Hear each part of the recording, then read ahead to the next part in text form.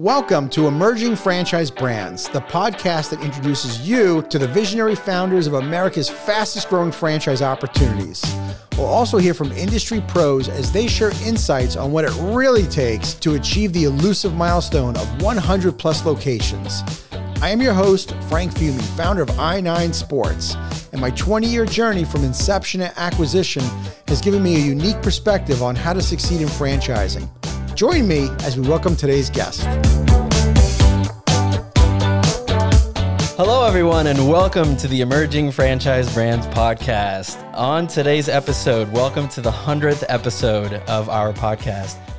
You don't know me. I am Anthony. I am the producer of the Emerging Franchise Brands podcast, and we decided to do something a little bit different for the 100th episode. Over the last 100 episodes, you've heard stories of franchise owners and franchise experts, and Frank has kind of sprinkled on his story here and there with a couple anecdotes. But today we're going to actually interview the man himself. Frank Fiume, welcome to the show, man. Thank you for having me on the show. This is awesome. Thank you for allowing me to host. You know, this is, I've been sitting behind the camera there for the last 100 episodes, and it's been an honor. It's been a pleasure. I've learned so much from you and your guest, and it's time we turn the tables a little bit and learn a little bit more about you and your journey. This has been an incredible ride. I'm just glad that you're finally out from behind the camera, and people could finally see you. You're the one that makes all the magic happen for all these episodes. That's me. I'm the magician. So. You are the magician. All right, man. So let's just jump right into it. So again, we've kind of heard a little bit of your story over the last 100 episodes, but let's start right from the beginning. How did entrepreneurship find you? I know you've told the story of you were doing medical sales. Mm-hmm. Kind of take us from there, and how did that kind of evolve? So yeah, I was living in Long Island. I'm born and raised in New York, and I was in medical sales. Not happy in my career. That's where I was when I graduated college, and I used to play softball with college buddies and on the weekends, and the leagues would run horribly. And I thought maybe I could run a league as like a side business for the fun of it. And the more I started digging into this is in around 1994, the more I started digging into it, I realized that this was like a legitimate business that wasn't really being operated like a business by guys who had been running these leagues for 20, 30 years. They were making really, really good money, but they really weren't treating it with the professionalism that I thought was needed. So I started an adult men's softball league in New York. Within 5 years, we were the largest privately owned adult men's softball league in the state of New York. We had 1,000 teams, and I'm kind of overlapping here, but at the same time, that's how entrepreneurship found me. But at the same time, my wife and I had moved to the Tampa Bay area in 1996. And within a few years, I learned that the NFL was going to offer flag football as a way of promoting the game of football to kids. They really wanted to promote the NFL, and they were going to start these NFL flag leagues. I knew nothing about running kids sports. I knew exactly how to run a league since I'd been running the adult men's softball league. And so I thought, you know what? I'm going to try to run a kids flag football league. My wife was totally supportive of it. And so before you knew it, we had adult men playing softball. We had kids playing flag football in the Tampa area, and kind of took off from there. At that point, I realized we were onto something. We need to figure out how we're going to expand. Are we going to open company-owned locations? Am I going to start hiring people, which was scary to me as anything, I think I was like a 28, 29-year-old at the time. Or are we going to franchise? And I knew nothing about franchising. Now, did entrepreneurship kind of come from your background? Were your parents entrepreneurs? Like, how did that? What brought that on? No. I was not really encouraged to get involved in starting my own business. I mean, I only heard stories of family members or friends that had started and failed in business. Though when I told my mom I wanted to start a softball league, of course, she was totally supportive of it. She thought it was a great idea, but I think I've jokingly have said in the past that if I told my mom I was going to rob a bank, she would say, "Well, honey, I know you're going to be the best at it." And she was very supportive. Yeah, she would have been very supportive. My dad was on the opposite end of the spectrum in that, he was very conservative. He had a very successful career working in the medical field, but on the clinical side, and so he saw it as risk. He saw it as unnecessary risk because I had a really solid medical sales career, but it wasn't my dream.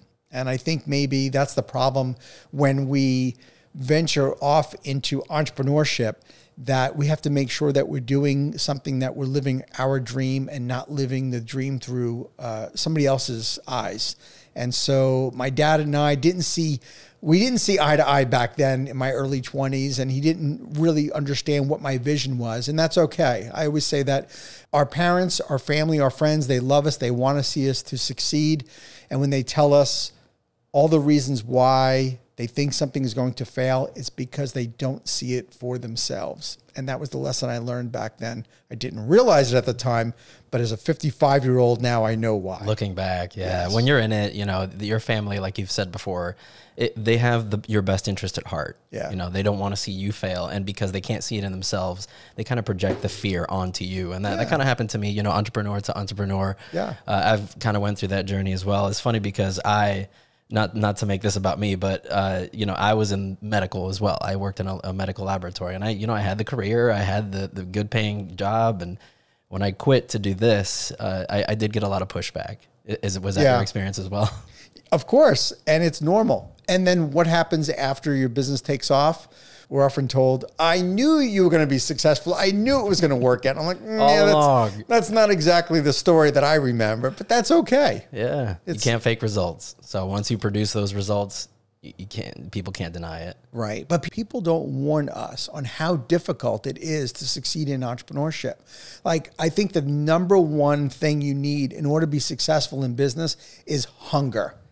You have to be driven. There's this term that Rick Pitino, the Hall of Fame college basketball coach, said in a book, Success is a Choice, is a book he wrote back in the mid-90s. I love Rick's book, and it was a book that I read back then that drove me. And he talked about having the PhD attitude, passionate, hungry, and driven. And he looked to recruit basketball players for his college back in the day. This was back in the 90s for the University of Kentucky. And he looked for kids that had PhDs. And I think that's what it takes in order to be successful, is that you have to be passionate, hungry, and driven, because it gets you through tough times. Oh, I love that. And speaking of, kind of the people who brought you to where you are today in terms of mentorship, you talk a lot about Tony Robbins. Let's talk a little bit about that, because I know that there was a few stories that you kind of told me that kind of pivoted your whole mindset on business and entrepreneurship and passion. And go ahead and take us right from there.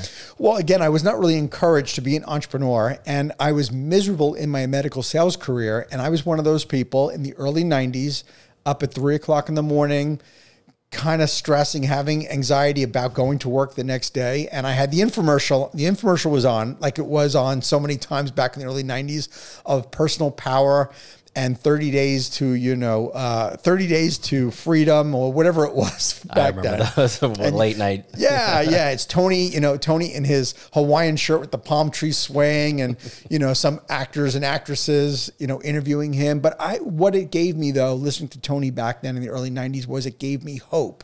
And hope is ultimately what I really needed. And so I would drive around in the 5 boroughs of New York City, listening to Tony on my DVD player, driving around from hospital to hospital. And so Tony was a big influence on me very early on. But I'll tell you that the big shift for me was I finally went to my first live Tony event in 1999. And what I was hoping to get out of it, this was called Unleash the Power Within. It's his signature event. It's the firewalk that people have known about for many, many years. The defining moment for me, and the reason why I went to that event, was I wanted to have the breakthrough of finally quitting my career in medical sales that I was so miserable doing for 10 years, and to go ahead and make the leap into running my business full time. And it was scary for me, because in 1999, my wife and I had our daughter. We had a new home. I had the comfort and security of benefits and a company car and a salary, and to give all of that up.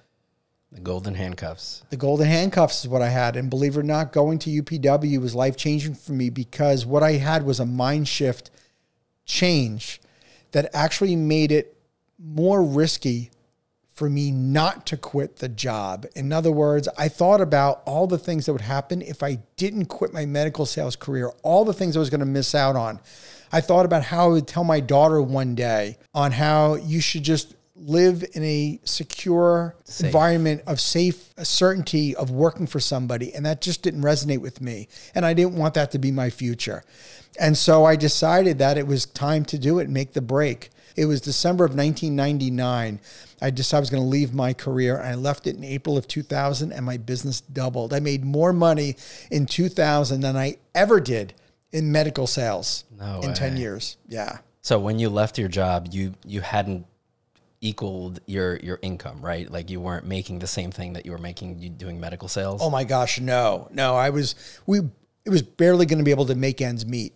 And I think that's I've talked about this on some of the shows about not having a plan B. I'm a huge believer in not having a plan B. If I had kept that medical sales job, I believe I would have never achieved the success that I had achieved in business, because anytime the business would have got hard, I would have said, well, I have the career to fall back on.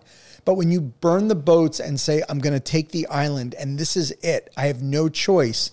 At that point, I had a 1-year-old at home. I had a mortgage. I had car payments. I had to make it work. I had no choice. And that's why I believe plan B is a cop-out. And I know it's not for everybody. Again, I was passionate, hungry, driven. I was willing to do whatever it took to succeed. But that's what worked for me. You said that you kept kind of doing both, right? So you kept the softball league in New York. You started a league here in Florida. What was that like? What was that conflict like? It was insanity. For many years, when I franchised, for many years, I didn't tell people what life was really like doing both because I didn't want to discourage them. But I was miserable at times. But as miserable as I was running an adult men's softball league, which entailed me flying to Long Island several times a year to talk with the parks and rec people, go to the schools, get my fields renewed, have in-person registration meetings. All those things were happening in New York, while here in Florida, I'm running my kids' flag football league. I'm getting referees. I'm getting fields. I'm doing all the marketing. It was really, it was insanity. And I didn't know how I was going to really break away from this. And the story that I didn't share with most people, I've kept private, is that at one point I actually considered selling my softball league and just saying, you know what, I'm just going to give up and be done.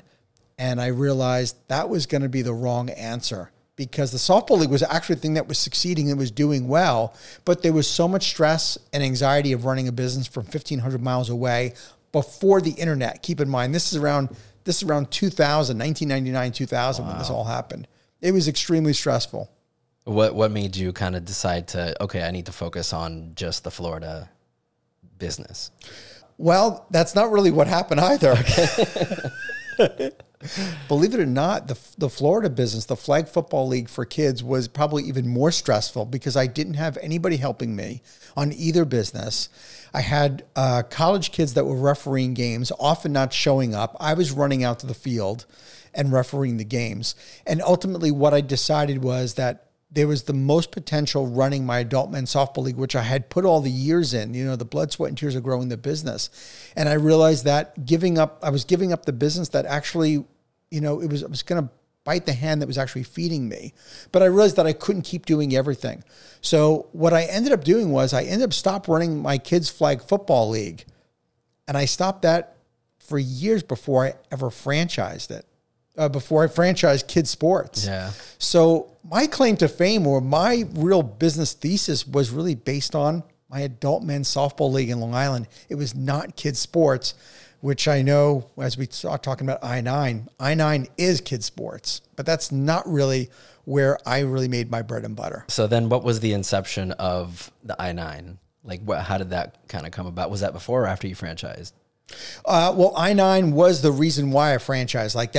I came up with I-9 Sports as a result of deciding to franchise. Again, I knew that we were going to grow our business. I didn't know I was going to open company-owned locations, or how am I going to expand this thing. I knew we were onto something, and I knew that other people were going to do it. And being first to market was really important to me. And I didn't know how long that runway was going to be until I got national competition.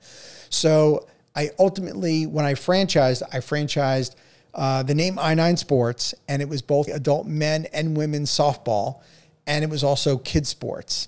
And that was the birth of I9. We were going to be everything to everybody because, quite honestly, I didn't know which one was going to succeed. Gotcha. That is the real truth. So you always say that franchising found you. How did franchising found you as opposed to, the licensing or any other kind of, growth medium for a business? What was it about franchising that kind of drew you in and said, this is the way that we're going to expand? Well, what drew me in was I knew, again, I didn't want to hire people. I knew I couldn't have afforded to hire people. And I knew that I wanted to be first to market. So when I started looking at the different options, whether it's opening company-owned locations, whether it's licensing, which I really think is kind of it's the cheap route of going into it. I'm a big believer in being a student of your industry, and you can never learn enough, right? It's ongoing. I'm a huge believer in personal growth and development.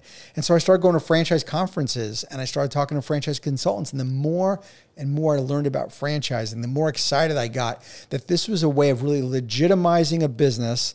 And if you think about it, the amateur sports industry had been around for about 100 years. If you include, Little League Baseball and Pop Warner football that went back to, 1929. But as far back as the business had gone, there wasn't a whole lot of structure outside of Little League Baseball and Pop Warner. And I thought that we had a huge opportunity here that I thought, if not me, then who else, right? I had a shot at doing this. So nobody else had franchised youth sports? Nobody had franchised youth sports at all. And that ended up being a blessing and a curse, as I came to find out, because when I decided to franchise I9, I was super excited about it. But as I quickly found out, as the person selling the franchises, me, I was defending the industry in that it was a legitimate business. Most people would say to me, how do you even make money doing this? And I would try to compare us, Little League Baseball and Pop Warner football and YMCA and Parks and Rec, and people just didn't get it. So you got some pushback. I got a lot of pushback. And I think that's one of the challenges when you're starting a sector, when you're pioneering in an industry, is that you have to convince people it's even a legitimate business. There was nothing to compare it to. That was quite a difficult time for us in 2003. Yeah, and I've listened to you kind of say you made a lot of mistakes in the beginning. Let's talk about this shotgun approach thing.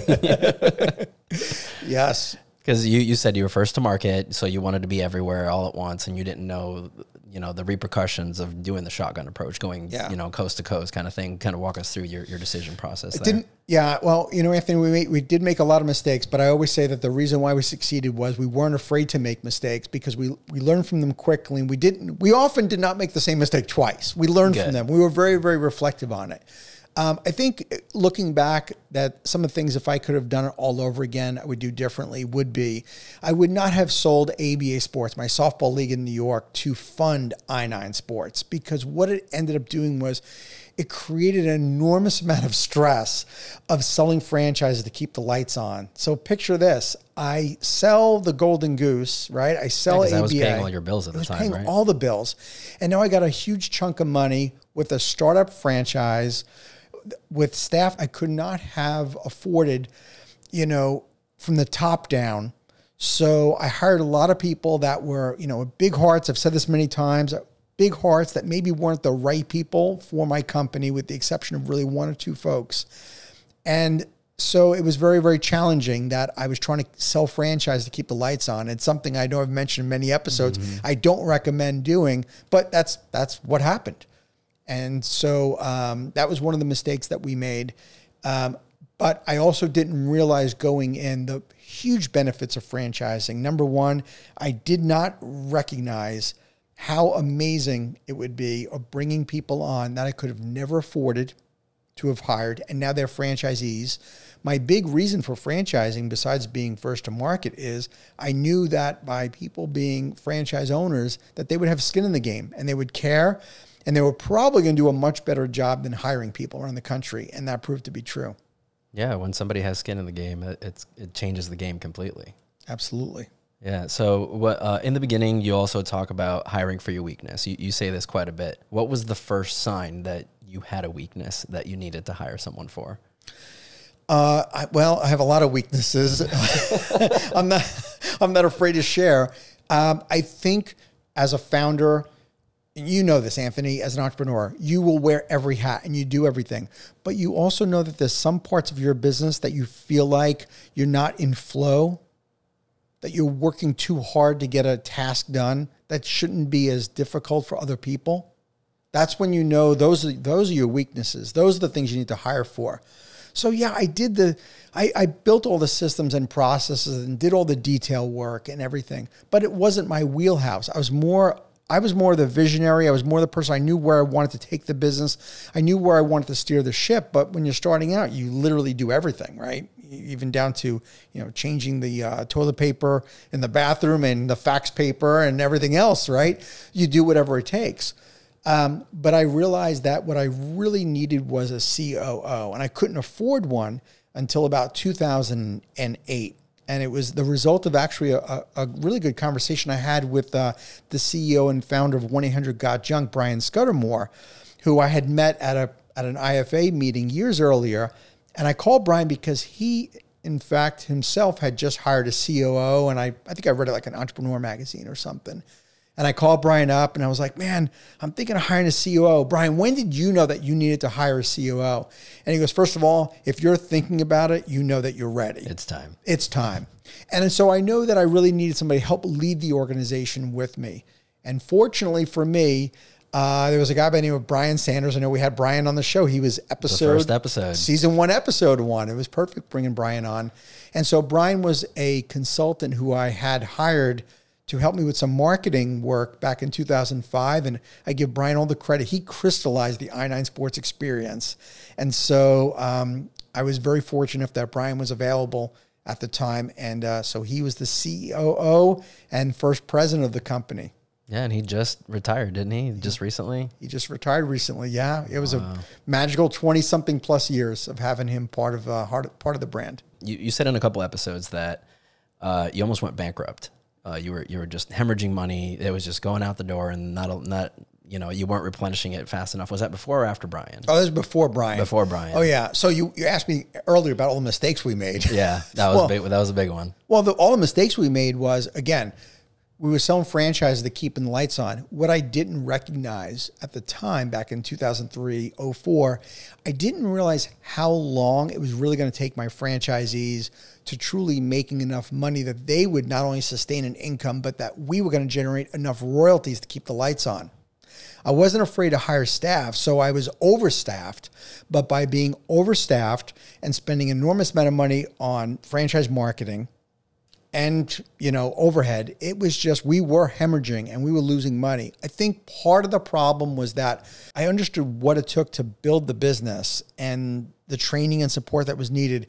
It really wasn't tight enough. But probably the biggest problem that we had is that we didn't know what I9 Sports was in 2005 because we were both adult sports and youth sports at the time. So I had adult sports franchisees that, truth be told, I could not replicate the success of what I had done in New York with my franchisees. I don't know what it is. Maybe, New York was an anomaly, but my franchisees on the adult side could not replicate that success. And that was really frustrating for me because I had some really solid people that were following what I did and they weren't getting the same uptick. At the same time, the youth sports franchisees, which I had not a lot of experience doing myself, were starting to do well. And so we had to make a huge decision to eliminate adult sports. And that would entail me being humble enough to say, I'm giving up adult sports. Or you could say pivoting to where we needed to go. And I think that's another critical part of being a successful entrepreneur is when you see something to, leave all the emotional baggage out of it, leave all the past out of the way, and you cannot be afraid to pivot. And so that was another, I think, secret to our success was that we were not afraid to make that pivot. And so we ended adult sports. I didn't recognize how huge of an impact that was going to make, a positive impact, because once I9 became a youth sports brand, we knew exactly who we were. We knew exactly who our target audience was. Our marketing got so much better. Our training got better. Our support got better. I was able to hire better people. And we went from talking about hemorrhaging, we went from losing cumulatively $850,000 from '03 to '05 to, I think we made $600,000 in '06. That is a huge turnaround, but we were about $50,000 or so from going out of business in '05.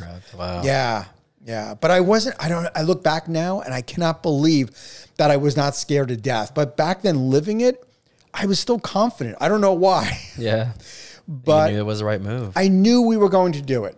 I look back now, if you just look at the numbers on paper, you're like, are you out of your mind? Like, you came that close to failing. And we came really within an eyelash of going out of business. But back then, living it, I wasn't in fear, and I didn't live in fear.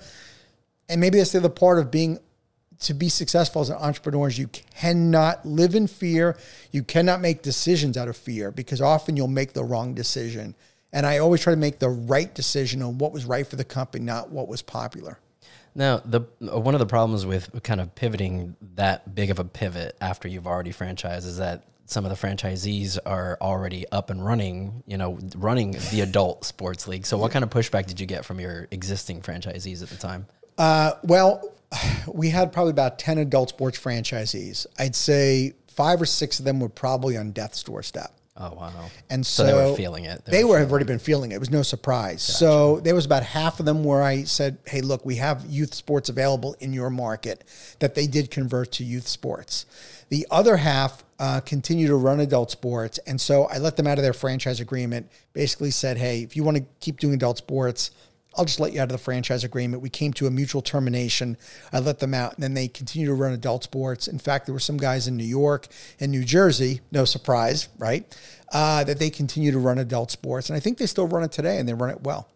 That's crazy how the markets are so different. Yeah. I know a lot of people from New York, and they do play softball, they play baseball as an adult, Right. Whereas here in Florida, you don't see that much. I mean, there's still adult leagues, but not as prevalent as New York. There are adult leagues, but the problem is that you can't command the kind of cost per team down here in Florida and in many markets, as I came to find out of what you could do up in the Northeast. Now, one of the like growing pains that I kind of heard you tell one of your guests is the NFL story. I know you kind of, when you first started the youth sports, they had the NFL licensing, I think it was, where you guys kind of partnered with them, but then that kind of fell apart. Kind of take us through that. This was a really scary moment. So this was, at this point in time, we had turned around the business, right? We were profitable. This is 2006. You're doing great. Things are going pretty well. You always have to be careful. Anytime things are going really well in business, you know that the roller coaster ride is about to change, right? And that's exactly what happened. So one day, just at clear blue sky in January of '06, I get an email from the NFL that said that starting within, I think it was within like that season, if you run an NFL flag league, you can no longer have an independent website, that all of the registrations had to come through the NFL's third party that they had partnered with called active.com. The big decision for me was all of our franchisees, by the way, preceding that time, were all running their leagues, by the way, as NFL flag. We did not run as I-9 Sports Flag Football. Really? We ran as NFL flag football up until that point. And the reason why we thought that having the NFL name was the reason why we were successful. Yeah, that brand recognition, the NFL is the most recognized brand in the world. Yeah, and so we thought the NFL name actually meant something. So I came to an inflection point where I had to make a decision over a course of a weekend where we were either A, going to funnel all of our registrations outside of our closed loop, outside of our software, and register all of our franchisees' customers through this third-party NFL website, or was I going to abandon the NFL name and start running our leagues as I-9 Sports, a name that we quite honestly weren't sure that people were going to be excited about joining? The idea of giving up our data, of selling our data, to me was far, far more painful and really risky because, let's face it, at some point the NFL could have been like, thanks for the data, we're going on our own, and we could have lost everything. I thought there was nothing more valuable than our data back then. And they could have just completely taken you out of the equation completely. Yeah, they could have easily done that. And so I talked to a lot of the franchisees. Of course, our franchisees were scared to death because they thought, oh my gosh, I'm going to run my leagues as I-9 like nobody knows me as I-9. But here's my belief at the time. We had been running our league now for 3 years, right? 2003. We were going into our 4th season. And from the survey and from the surveys I was getting back from parents and from the feedback we were getting, I really believe that the reason why people were joining our leagues was because of the I-9 experience. It wasn't because of the NFL name. And so we made the difficult decision over a course of a weekend to go with I-9 Sports as our league name. And that's how we were going to market. And truthfully, I did kind of hold my breath because I didn't know how it was going to turn out. And the results were the franchisees who had just left training, who had never marketed as NFL flag football, got double the amount of registrations any franchisee had ever gotten before as NFL. It turns out that the NFL name didn't mean a damn thing. Oh, yeah. It meant nothing. It was the experience. It was the experience, and it was the marketing plan. What was it about the experience? What made I-9 such a great, youth sports league? I think we knew exactly who we were catering to. We knew we weren't going to be a league that was highly competitive, cutthroat. It wasn't about it wasn't going to be a cutthroat league. I knew the fundamentals are we were about fun, we were about safety, and we're about convenience. Practices and games on the same day. Really think about who's our customer. Our target audience, as it turns out, was mom. And we learned that very quickly after doing our survey in the first several years that 75 to 80% of our registrations came from mom. And so once we knew we were really in the mom business, we knew we were in the convenience business. Thus, practices and games on the same day, no fundraisers, no tryouts, no drafts, everybody plays. We weren't about just winning. We were also going to reward kids for good sportsmanship. And we believed that winning meant something, but it wasn't a win at all costs attitude. And so once, all that just kind of rolled off my tongue, we knew exactly who we were about once we knew who our customer was. And that's why our company took off, I think. That actually brings me to, what is I-9? What does it stand for? Where did that name come from? Okay, again, the real truth of the matter is that we didn't know what our name was going to be when we were going to franchise. So if you think about it, I had ABA Sports back in New York. It stood for Amateur Ball Players Association. Terrible name. Great name. It certainly wasn't going to be a name I was going to hang my hat on to franchise. So the difficulty was coming up with a name that was going to satisfy both adult sports and youth sports, but it had to be a name that I felt was going to be unique, because as I learned more and more about franchising, I realized that trademarking, of course, the name is important, but not just trademarking, it's protecting your trademark, because in many cases, the U.S. Patent and Trademark Office, they'll approve a name, but it's a name that's similar to a lot of other names. So I'll give you an example, like Grand Slam Sports. Terrible name. We probably could have got that approved. But try to defend Grand Slam Sports when somebody else, trademarks, or somebody else runs a league that's called Grand Slam. So I knew that we needed something that was going to be very unique. The downside to having a unique name, though, is that it costs probably 10 times the amount of marketing to getting that brand awareness out there. But just think about the power of a strong trademark, a Kleenex, a Xerox, a Pepsi, or Coca-Cola. Like, it costs so much money to get that name out there. But once that name is known, to this day, people often come up to me and say, my kid plays I-9. They don't say my kid plays flag football. They say my kid plays I-9, and it's the coolest thing. But anyway, the name came from the 9 I's. One night, late at night, I started writing down all these words that I thought that were symbolic for our company. And so all these I words kind of jumped off the page to me. Words like innovative, integrity, impassioned, insightful, instructive. Don't quote me on all the on the 9 I's. But basically, I had all these I words written down, and I thought I to the 9th power looks so cool. And I came into work the next morning, and I told my staff, I think I got the name, I-9 Sports. And they were like, huh? But, of course, as we franchised it, everybody came to love the name. And I worked with the designer to create the logo. And I thought that the red, white, blue, and silver meant a lot to me. The red in our logo was the passion. Blue, that navy blue, or as I like to say, Yankee blue. I'm a New York Yankee diehard fan. I believe that navy blue represents integrity. And that silver elliptical part of the logo to me is it meant technology, it meant like cutting edge and leading. And that's the genesis, the reason why those colors are what they are. Yeah, and those are your core values, right? The core values of the company, the core values of the franchise. And I got to admit, full transparency, my son actually played I-9. And one of the reasons why we joined I-9 is because, we had tried, youth sports before, and it's just either unorganized or the parents are just unbearable. And there was just too many Chiefs, not enough Indians, Sure. kind of situation. How did you guys kind of separate yourselves from those poorly run, leagues?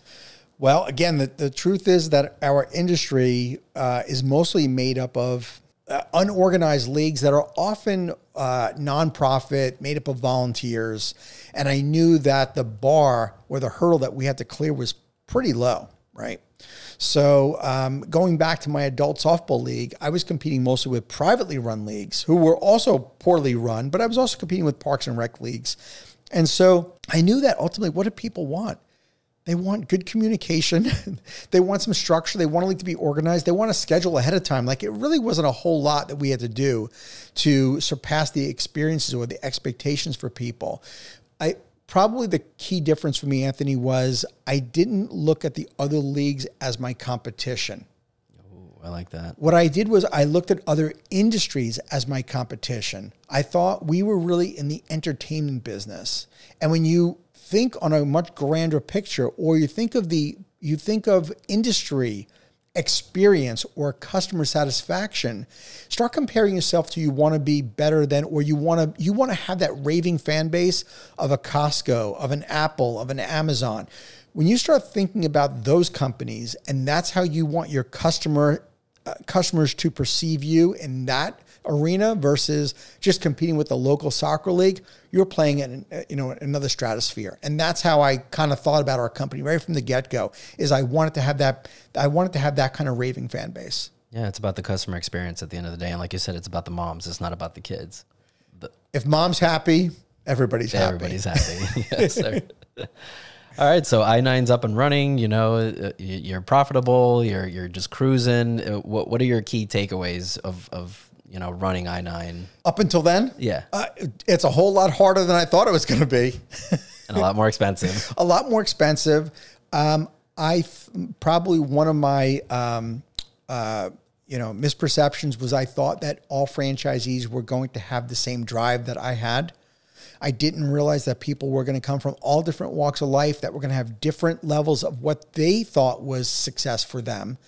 And that sometimes people buy a business and they think once you buy a franchise that it's like, when they think it's turnkey, they think it's just making money right away. And so that was a big miss.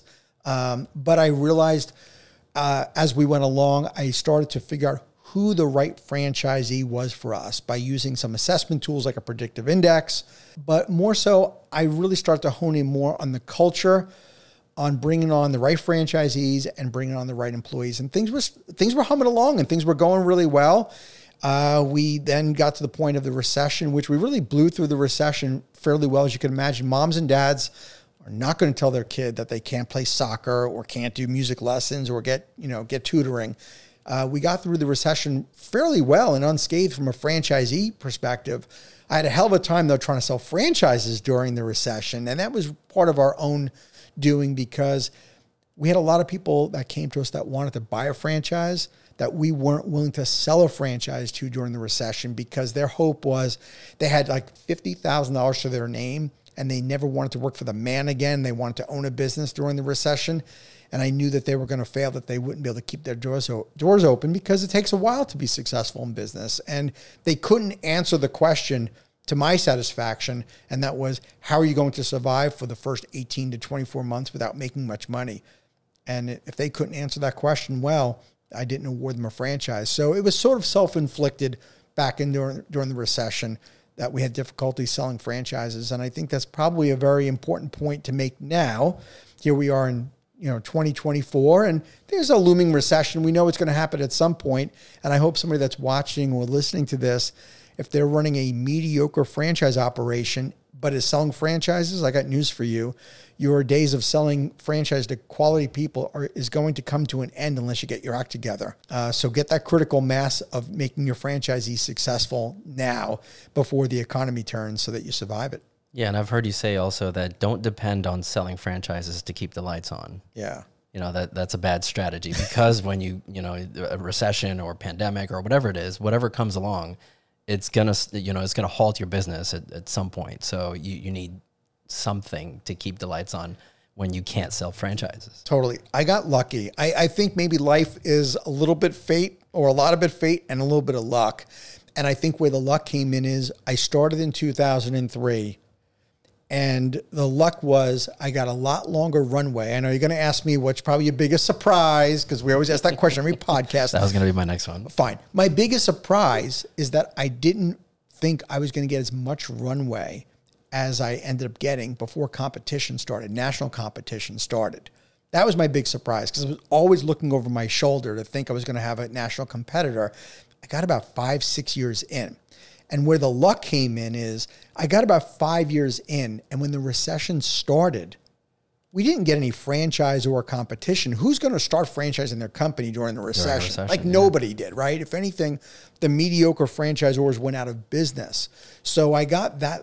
That was quite a bit of luck that I got. And I think, though, in order to succeed, obviously, in franchising, franchisees have to be profitable. You have to focus on unit economics. All the things we've talked about for the last 100 episodes applies very much to I9 Sports. But we always try to put our franchisees first and make the best decision for our franchisees. And often that meant making decisions where we were going to have to delay our gratification as a franchisor to making sure that our franchisees were successful. And there was many times we did just that. Let's fast forward a little bit to, you're running I9. What was, a lot of franchisors don't really think of exit strategy, which you've kind of said, you kind of need to think about that from the beginning. Mm-hmm. What was the point in running the I9 that you said, I think it's time to start thinking about that? I thought I was going to run I9 Sports for life. All entrepreneurs do, honestly. Right? It was my dream to start this. First of all, when I was running my softball league, I could not believe I was getting paid to run an adult men's softball league. Like, that was my dream. And then when I9 got started, I was like, I cannot believe I franchised a concept. I'm making money doing this and making a difference in the lives of franchisees and kids. And I was like, you're never getting me out of here. I'm going to do this forever. But then something very interesting happened, and that was this. I learned as I continued to build a team, and I was very, very fortunate, is that I had a phenomenal management team around me. They replaced everything that I would normally do. Yes, I would come in as the CEO and founder, and I was involved in all the strategic meetings, and I would sit in on the one-on-one meetings and stuff. But I found myself in a point where I was no longer fulfilled because I think my dream was achieved already. And so at this point, I'm in my late 40s, and I turned to my wife, I turned to Nadine and said, I think we should probably be smart here and maybe take some chips off the table, because anything can happen. Our net worth was completely tied up in I9 Sports. If you had seen my 401k or my IRA back then, it was dismal. I mean, we were we just plowed all of our money back into the company. And so I thought it was probably a wise choice to take the emotion out of the business and be smart about this and maybe take some chips off. And of course, once again, Tony Robbins comes into the equation here. I went to Business Mastery in 2015, and I really went to kind of get my mojo back because, again, I was no longer fulfilled. My dream was achieved. And Tony, I think I've mentioned this on a few shows, but Tony said at this Business Mastery, where I'm trying to get remotivated, Tony says, success without fulfillment is ultimate failure. And I thought he was speaking to me.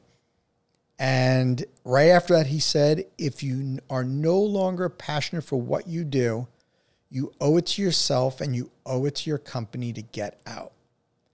Now, I had been following Tony for what at this point? Maybe 25 years. I had never heard Tony Robbins ever say quit anything, but here he was saying, here's a good reason why you need to move on. Now, this is Business Mastery. Most people that were sitting around me were, they're taking notes, and that very line that he said probably went in one ear and out the other ear of most people. For the majority of people, yeah. Yeah. But for me, it felt like he was speaking to me because he was talking to me at that point in time. And I think that's the thing about going to personal development seminars. And why do you keep going to them? Because you hear something different that maybe didn't resonate with you at some point in your life, and it changes. And so I made that difficult decision, realizing that I love I-9 Sports so much. It wasn't that I wasn't passionate about the company. I love the company. But I was no longer fulfilled and that my dream was achieved. And I was feeling like the vision had been fulfilled and it was time to move on. And so I went really through this process. It took about 1.5 years before I ultimately decided to move forward with that. And it actually took a conversation with my life coach that ultimately made me decide that. What was it about that time in your life that you decided to do that? I think what it was is that when I'd go to the office, I was no longer needed. And I think it hurt. Nadine would tell me, I don't care what you do when you go to the office. Go there because the energy in the office, as she was told and I was told, was different when I was there. And I was passionate. I loved seeing the people and I was close to my staff. And Nadine would say, just go to the office. And I don't care what you do, but just go. It's just different. Just be there. Just be there. Your existence. But that's not why I started the company. I started because I loved what I did. And I loved being hands-on. I loved being in the IT bullpen and talking about the software development and being in a marketing meeting and talking strategy and having rolling up my sleeves and actually being involved. But I accomplished what many entrepreneurs set out to do. You build a team to do everything, and there was nothing for me to do on a day-to-day basis. And the idea of playing golf or playing softball every day and going on vacation and traveling, which we did a lot of traveling, thanks to Brian running the company day to day. So I didn't have to be there every day. And not that I wanted to be there every single day, but to be kind of half in, half out, that wasn't me. That's like hurting my baby. And I thought that maybe the company would be better off if I left because it would no longer make me as the centerpiece of the company and that the company would really take it to another level with the next generation of a team. As it turns out, that's exactly what happened.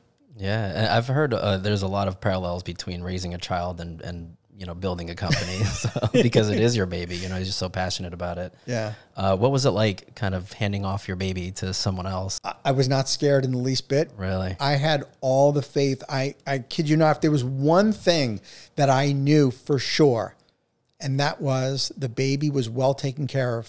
Folks and there's too many names. I know I won't be able to name everybody on the show right now, but people like Brian and Kim and Susan and at the time, April and Scott in marketing and in operations. And I just had such a solid team and the customer service folks with Jeff and Jen. It was just, the baby was taken care of. I had nothing to be concerned about. You had peace of mind. I had peace of mind, but I was no longer needed. And so I didn't know what I was going to do, but I knew that when it was time to move on, obviously I had to sit down and have the conversation with Brian. And Brian was, I'm so fortunate that I got a chance to hire a COO and president who really was a mentor to me. I mean, how rare is it to get a chance to hire your mentor? Right. But Brian's somebody who I always looked up to. And to this day, I always say one day when I grow up, I want to be like Brian. And I feel that way to this day. And when I told Brian that I was thinking it was time for me to move on, the first thing he asked me was, he was most concerned about me and my well-being and where was my head at. And he said to me, Frank, I don't mind you leaving. I just want to make sure you're not running away from something and you're running to something. And he said that because he truly cared about me as a person. That's the kind of relationship that Brian and I have always had. And, I've had with the other folks in the office. It's just, it was a different, we played at a different frequency. You really did. Yeah.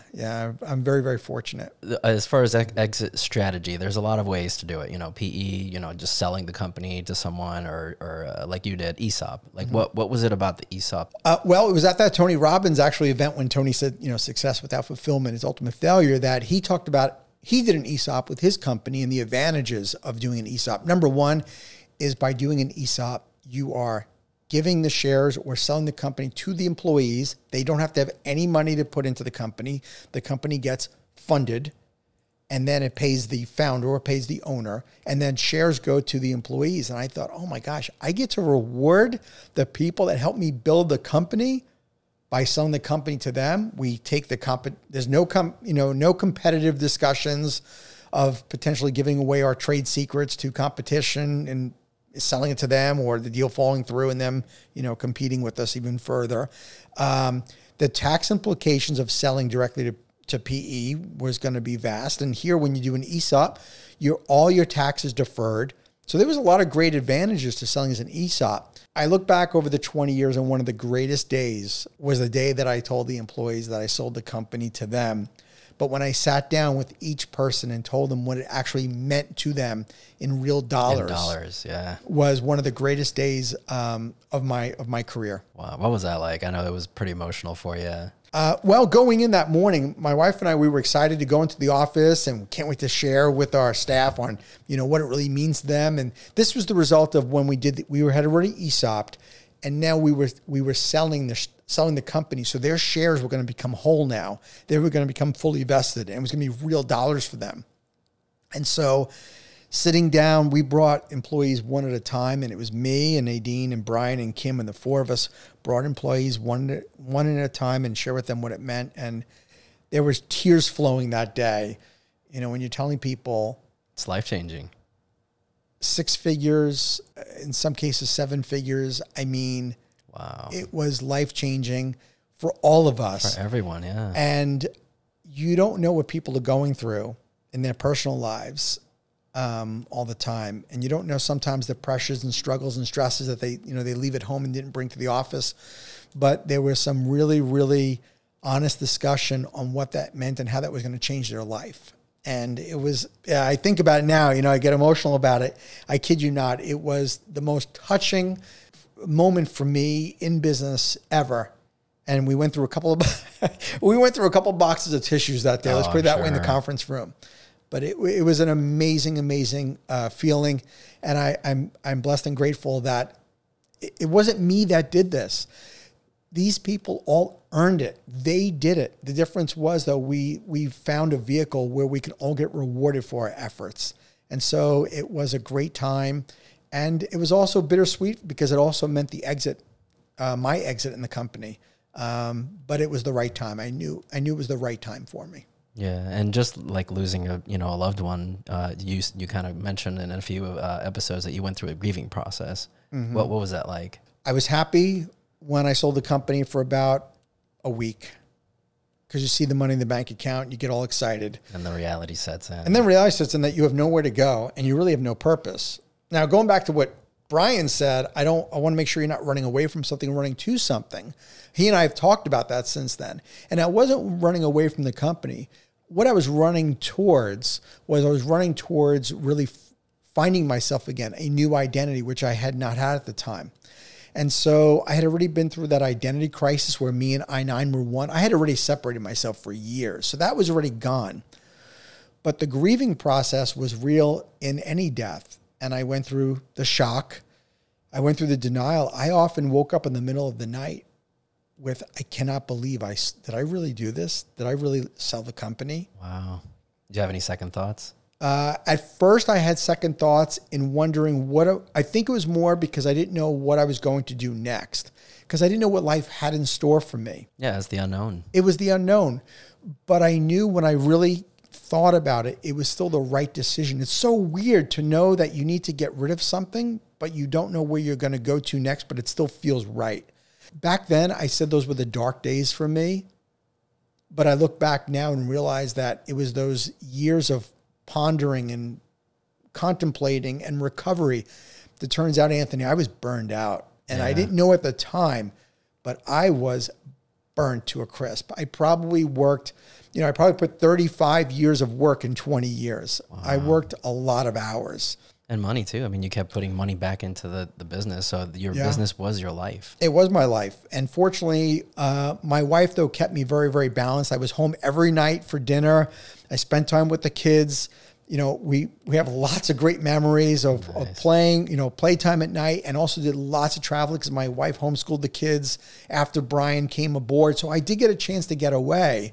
But what I found myself doing, and maybe there's other entrepreneurs that are hearing this, is I found myself going on vacation often we would travel to, we visit like all the Major League Baseball stadiums and all the national parks and, museums, you name it. We did everything. But I found myself when I went back to the office, I was not recharged. And that bothered me because you're supposed to go on vacation and come back re-energized. And I was not re-energized. And the more I went away, the more, and I'd come back, the more I realized that fuse was getting shorter and shorter.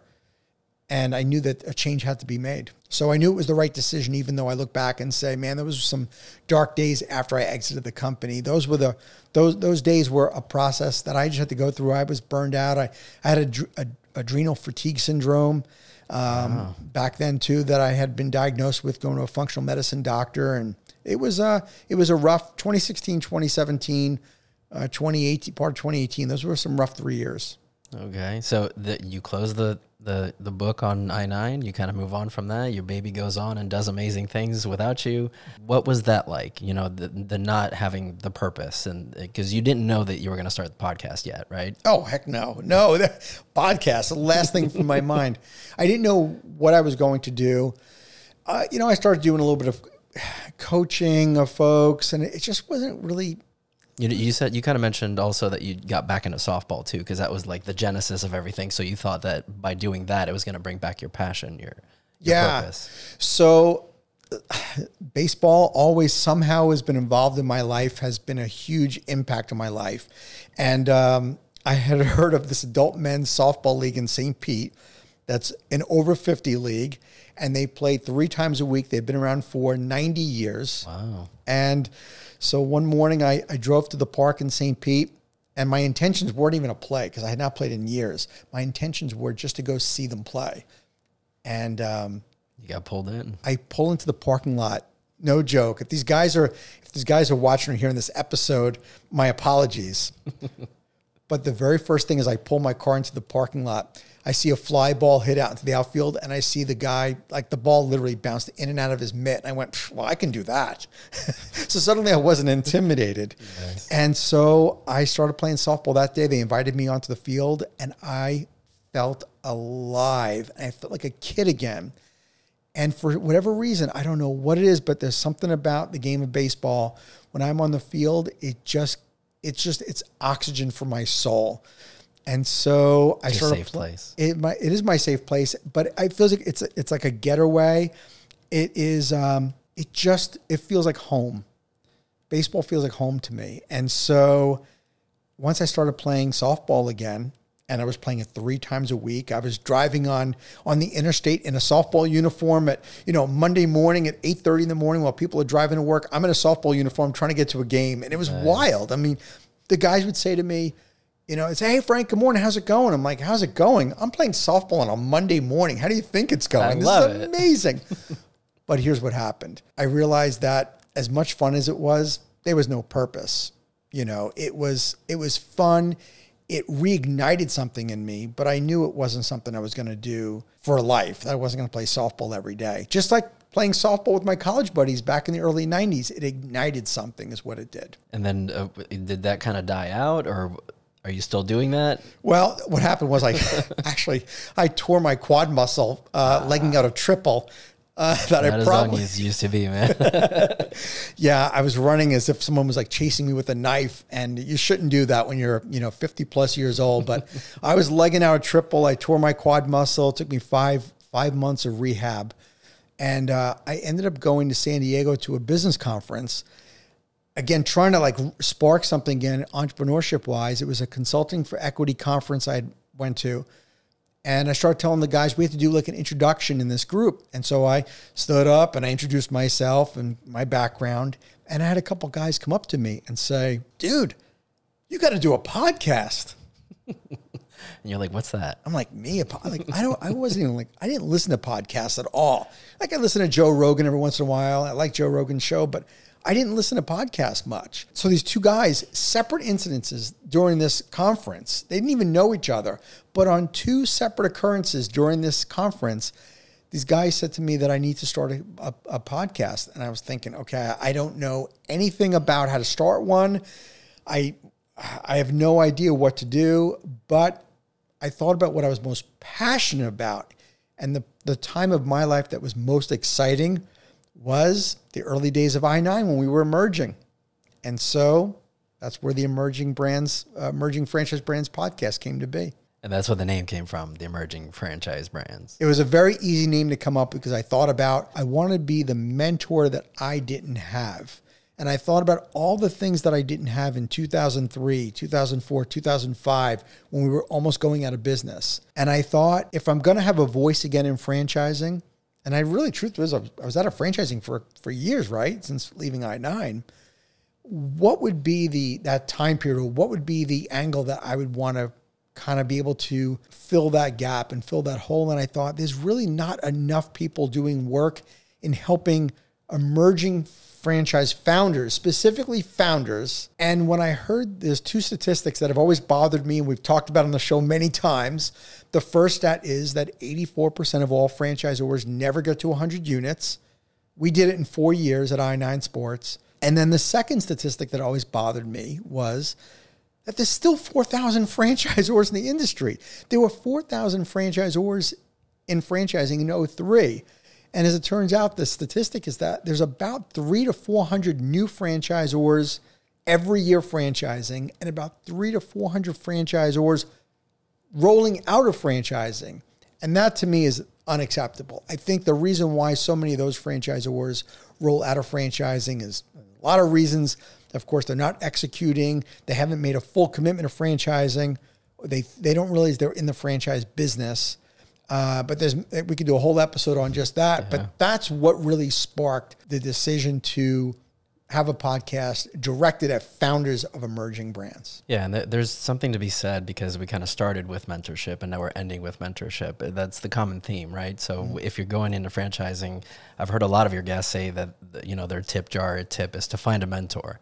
And I'm glad that you decided to be that for someone that's going through, the struggles and things that you kind of went through. I think it was Brooke that you interviewed that said, I want to be the mentor that Brooke needed, or that Brooke, precisely needed back in the day. Yes. So I want to be that for her, or for people like her. So yeah. I'm glad that you kind of went through this route, and you're being a mentor to thousands of people. I have not had this much fun doing something in probably 15 years. I love this podcast. I love working with you. I love working with Savannah. We have our little team. We're small, but a mighty team. I love interviewing founders of all different walks of life, interviewing franchise industry experts, getting their different angles. We're not afraid to have some difficult or challenging conversations about some of the most, hotly debated topics like private equity. But I love that I get a chance to talk with people all different walks of life. And probably my biggest takeaway that I've gotten from this podcast in 100 episodes is how passionate these founders are about their brand. And it's just so refreshing. I see so much of myself from 2003 in these people where, they're bright-eyed, they're ready to go, they're willing to do whatever it takes for their brand. And also, I can tell you from being on that side of the mic and interviewing a lot of those people, I know which ones are going to make it and which ones are probably not going to make it based on, I don't know, there's this, I just have a sixth sense about like intuition. Yeah, it's an intuition that you just know that they're really going to do what it takes to succeed in franchising. But I'm just so impressed by how many really, really solid founders there are. And I'm excited to watch them on their journey and succeed and have their own story that hopefully will end with an incredible exit. No, absolutely. And here we are 100 episodes in. We're still going strong, almost 4,000 subscribers out there. Thank you guys so much for joining us. I'm not going to let you off the hook, man. we always finish each episode with the tip jar, and you've given us an amazing podcast full of tips. But if you had one thing that stands above all the rest, what is your tip for the tip jar? And people have mentioned this before on our show. I still think that the secret to success, besides obviously being hungry, is you never stop learning to be truly a student of your industry. And, we've talked about many times about joining the IFA. There's one thing to like join the IFA, the International Franchise Association, but it's another thing to really be active in it and going to the conferences and talking to other founders. In other words, success has left many, many clues before. You don't have to go into franchising doing this on your own. Somebody has already done it. And talk to other people in franchising. The community is so generous, as we talk about, and I lead into the tip jar always that way. But I truthfully, I mean that with all sincerity. It's like talk to many, many people in franchising before you franchise. Talk to other founders, find out what they're doing. Talk to people who've already done what you're trying to do in your very industry. You'll be amazed on how generous they will be in sharing their information. And thank you for being so generous, Frank. I've honored to be part of this journey with you. And here's to another 100 episodes. Absolutely. Thanks so much. I appreciate being on the show, Anthony. Absolutely. Thank you for being on the show. Thank you for tuning into the Emerging Franchise Brands podcast. For additional insights, guest applications, and to stay connected, visit us at efbpodcast.com. The Emerging Franchise Brands podcast is for entertainment purposes only, and the views expressed do not necessarily represent those of Emerging Franchise Brands, its host Frank Fiume, or Emerging Franchise Group, LLC.